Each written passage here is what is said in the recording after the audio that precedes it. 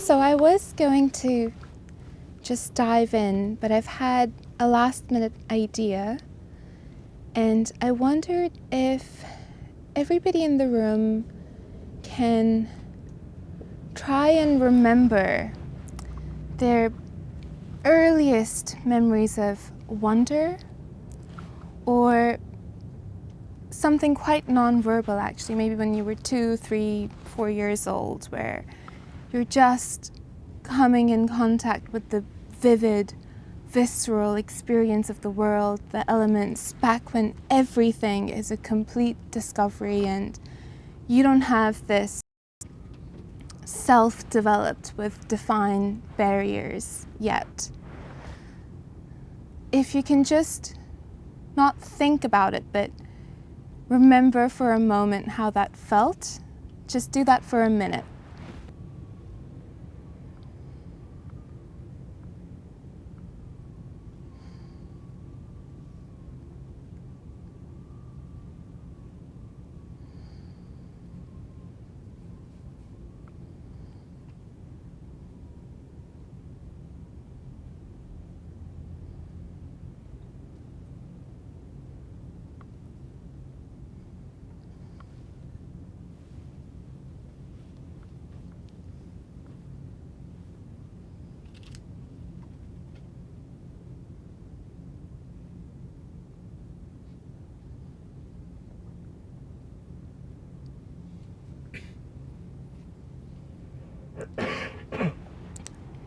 Okay, now try and just let that breathe.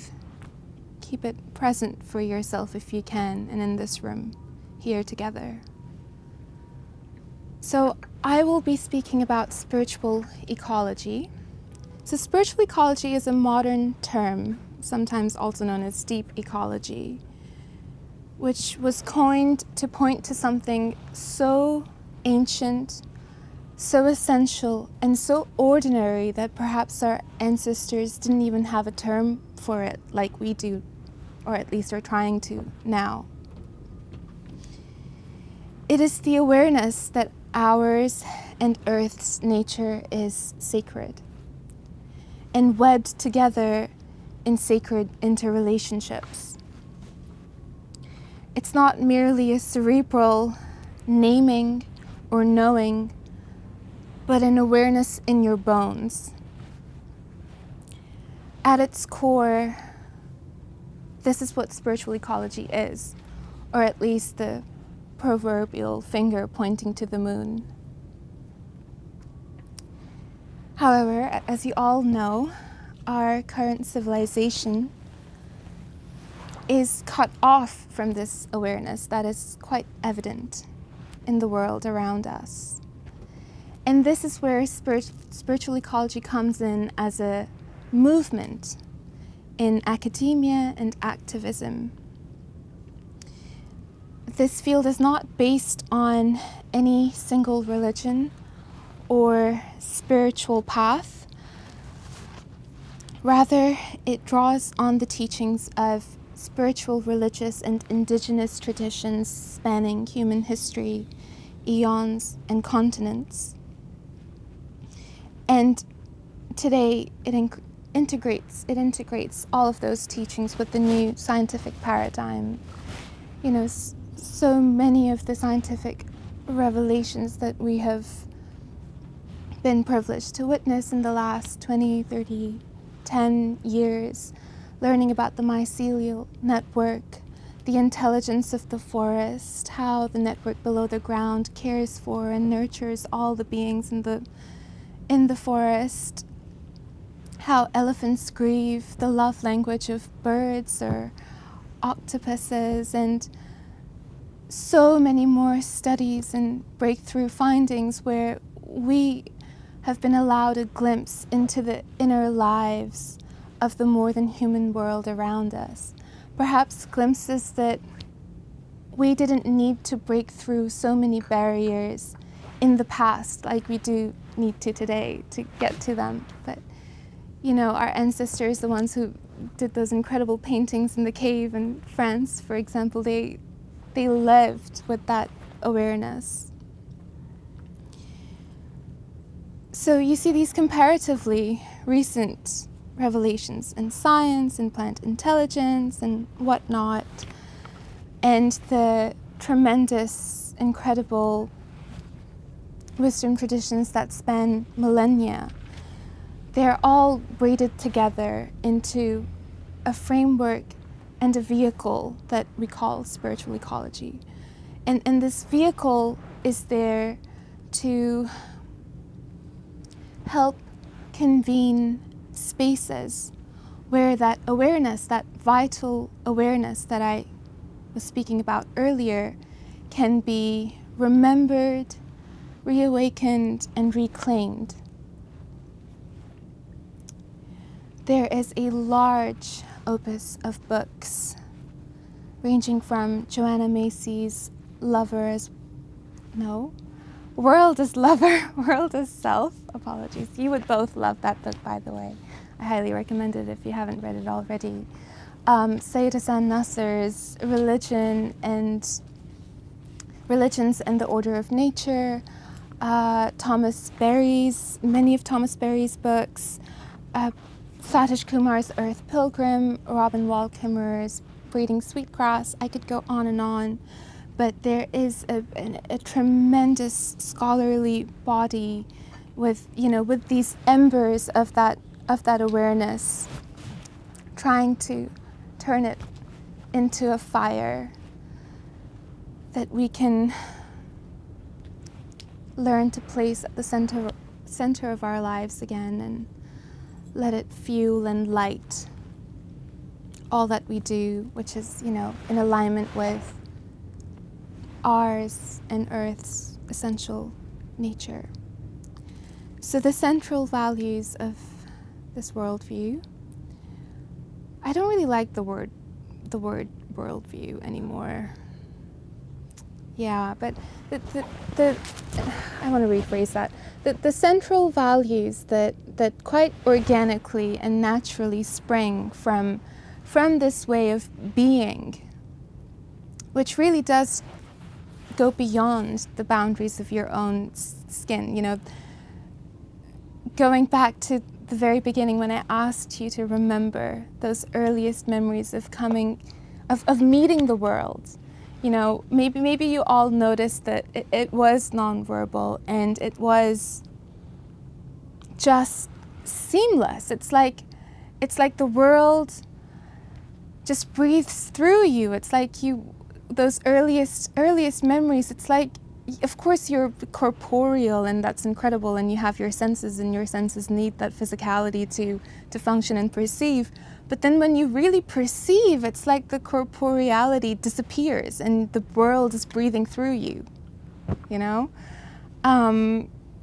So when you are there, the values that spring from that are interconnectedness, reverence, service, compassion, and stewardship. That's a much nicer way than saying the values that come from this world you are, I prefer that. So yes, it's an emerging field of study and practices that help with all of that. And it is simultaneously something, or at least tapping into something very ancient and very primordial. And here at St Ethelburga's, we synthesize this with our peacemaking work. Peacemaking is entirely inherently present in spiritual ecology. It's more a matter of unfurling it. Hence the word emerging field. It's emerging. We're not adding anything to it. And why Bridging Divides, Loving Earth? For the same reasons, because they're both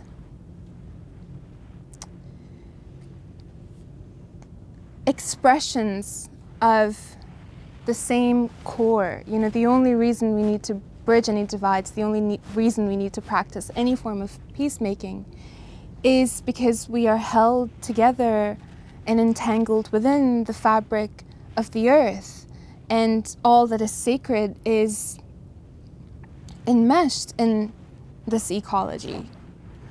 So when you see that, it's a no-brainer, right? That peacemaking is kind of like the principle within this ecology to return to a homeostasis that is good for everybody. So how are we trying to do that? Well, baby steps. I realized that sounded so great, and then segueing into how do you do that can be maybe a little bit underwhelming when you start talking about webinars and conferences and I shouldn't be dismissive of the small scale. It's all what any of us can do, you know. Bring it back down to our little human scale, little community scale, and have that larger view, but offer what we can in our little patch of earth to the bigger whole. So we will be hosting a conference, the Spiritual Ecology Conference in June. This is part of our Faith and Moral Courage project.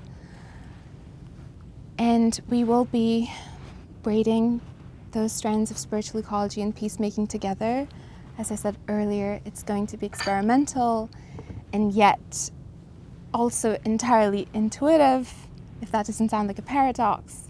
But I believe it, it's happening. We've got all of our contributors secured. They've got their briefs. We will have Renee August, who is a anti-apartheid veteran and Anglican priest, and she will be contributing, just this powerhouse of knowledge of peacemaking and reconciliation work, and embedding that within the spiritual ecology framework.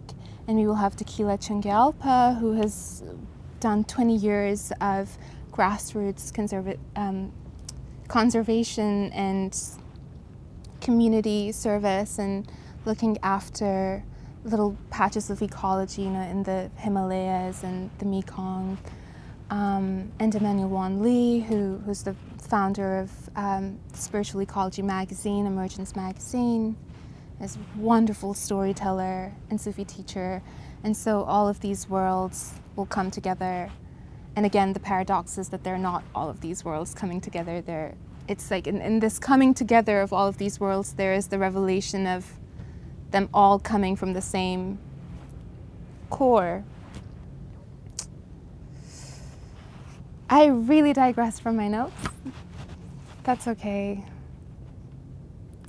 Yes, another project of ours where spiritual ecology comes alive is Lifelines. Lifelines is a wonderful project that spans the country.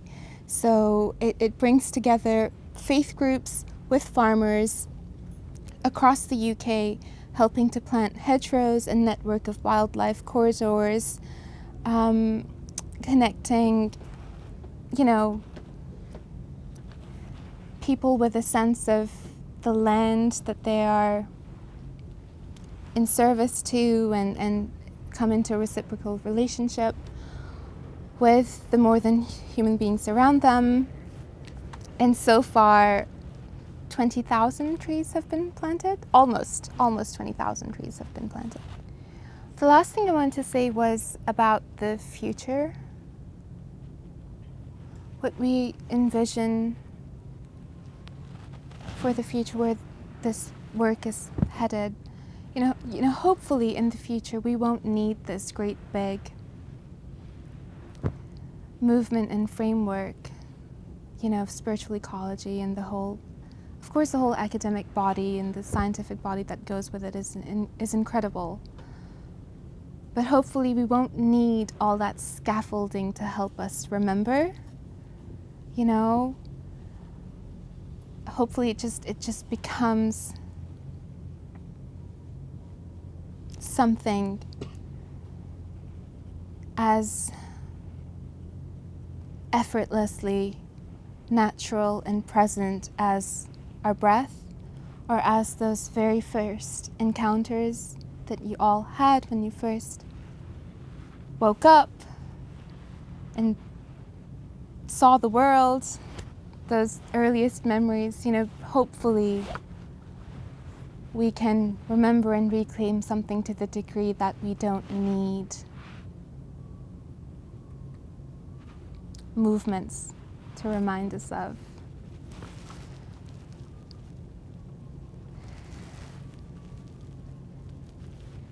And it's all really talking about love without talking about love.